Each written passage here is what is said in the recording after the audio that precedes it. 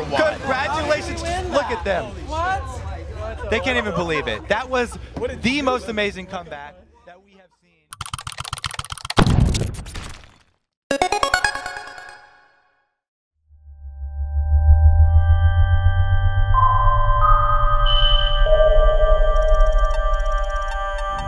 It's opening day of the 2020 season, and we've got new teams and a slew of new faces.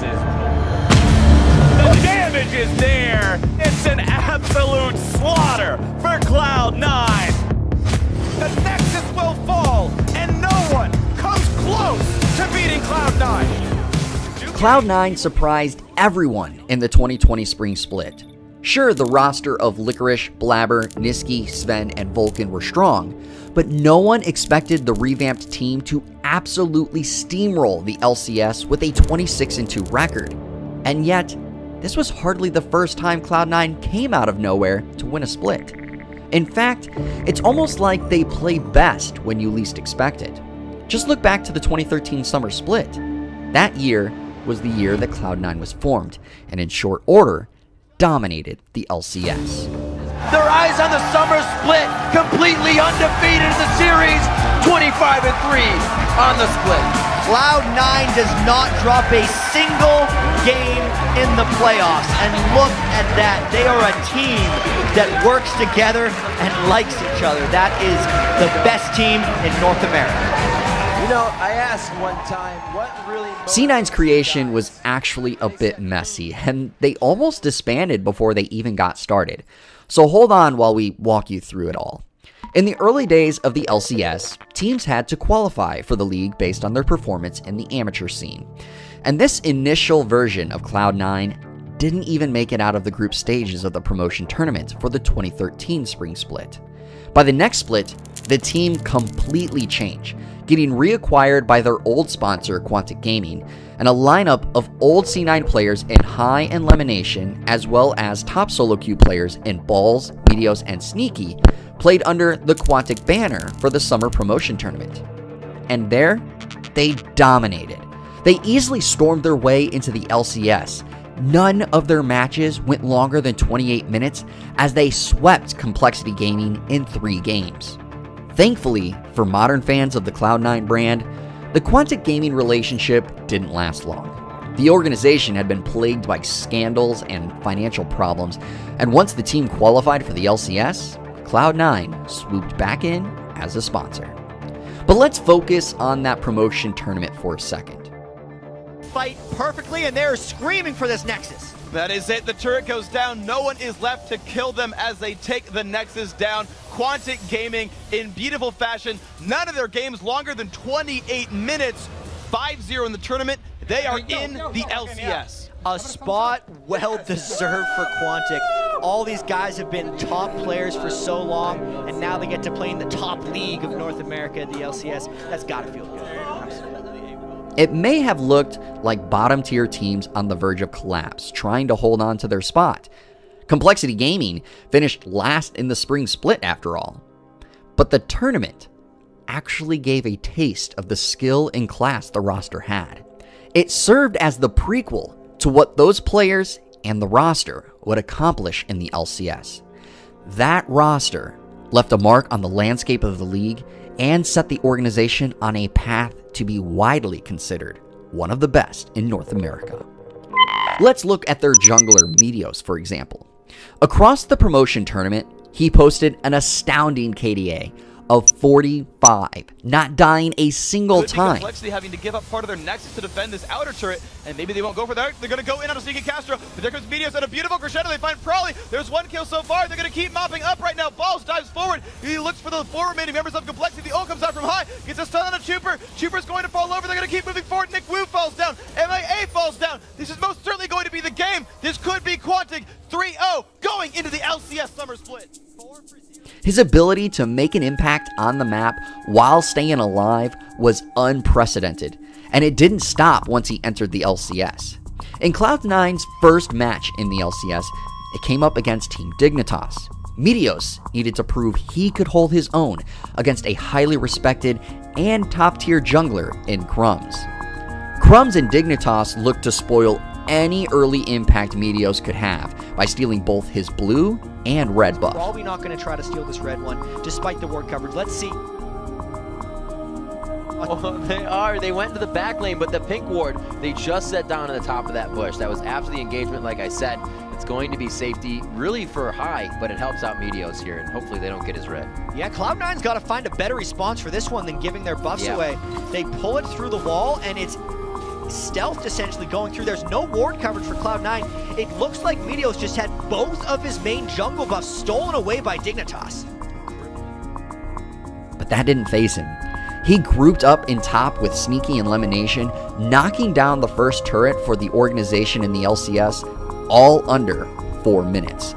And he ended that game 1-0-7, and C9 grabbed their first win. This is now in the LCS. The best of one did not face them, and they're going to come through here in 29 minutes to take down Dignitas on opening day. The longest game. The team actually went 18-0 when Meteos played Gnosis and Zac, and he also rarely died. He was killed only 29 times in 28 games, setting a record KDA of 12.66 that would stand for 6 years until Jensen bested that in spring 2019. Now let's take a look at the bot lane of Sneaky and Lemonation. This duo outperformed opponents consistently across the year. The pair combined for 164 kills and 521 assists. The two started the movement of a heavy CC bot lane composition of Ashe and Zyra, and they finished the season 11-0 with those picks. Viewers couldn't help but notice that Lemonation was a diligent note-taker. The support could be seen on player cams with this notebook that included counter picks against enemy teams, something no players did at the time. Chinese players and fans named him Death Note. But the most overlooked player on this squad was Balls in the top lane. Balls started his career as an ADC, eventually switching to top once he joined C9. And while he rarely pulled off any highlight-worthy plays, he consistently soaked up pressure from enemy teams, hoping to use his lane to snowball an advantage. But Balls was made of steel. The plan. Wait for that, kill that. When he jumps in. Get that. Elise. Yeah, I'm going. Team to follow him and do damage, but they're all getting taken down now. He played a major role in a lot of the wins, gaining a reputation as one of, if not the best top laners in North America. He became recognized for his top-tier Rumble play, his most used champ of the summer split and playoffs. In 2013, Balls played Rumble 15 times and never lost a game. He racked up a total of 73 kills, 133 assists, and only 32 deaths, a KDA of 6.4. Though the team clearly played well in all roles, most of the attention and focus from fans centered around the mid lane. That's where Cloud9's voice and leader battled in the trenches.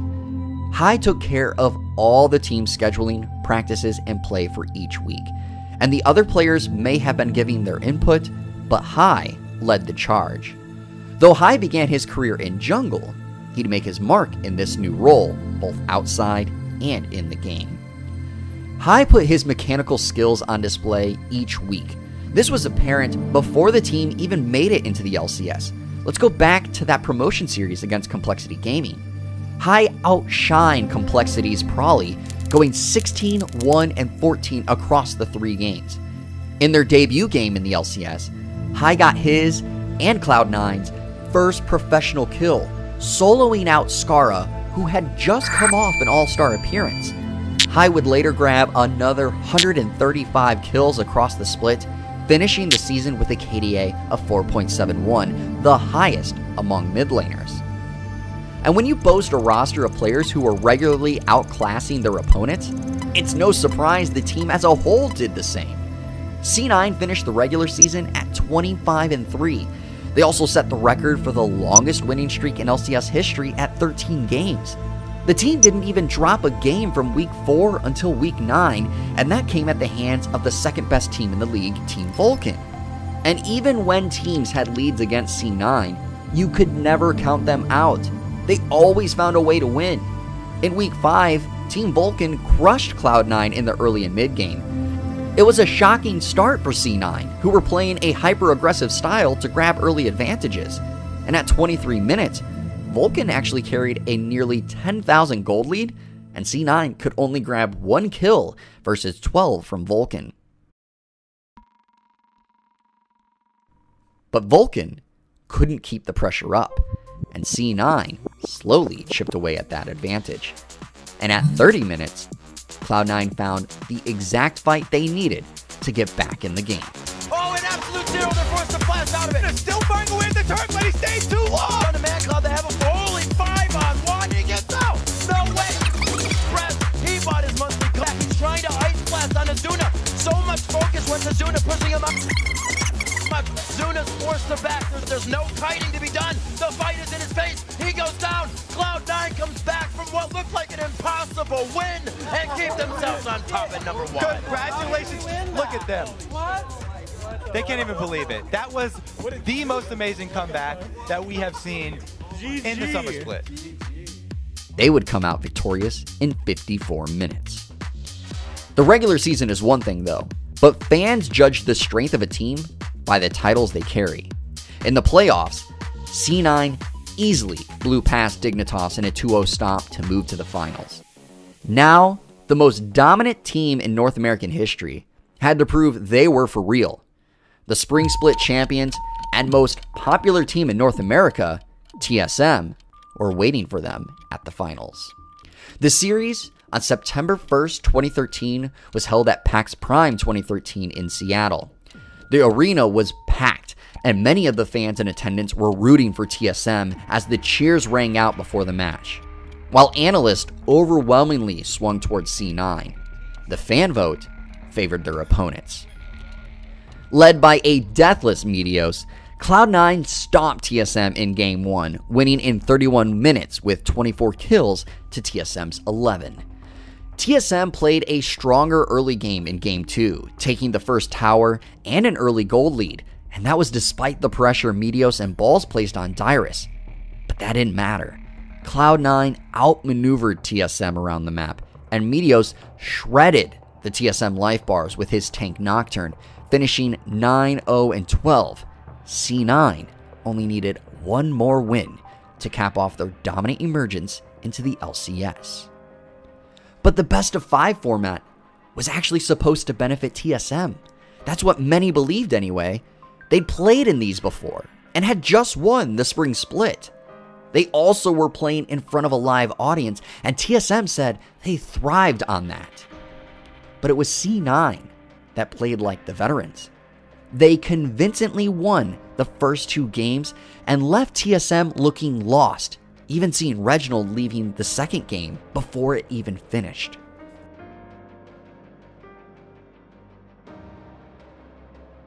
Their own heads about their play, because they're not discussing things. Not too much. You could see Reginald, that was a dangerous look for him to have if you're a TSM fan.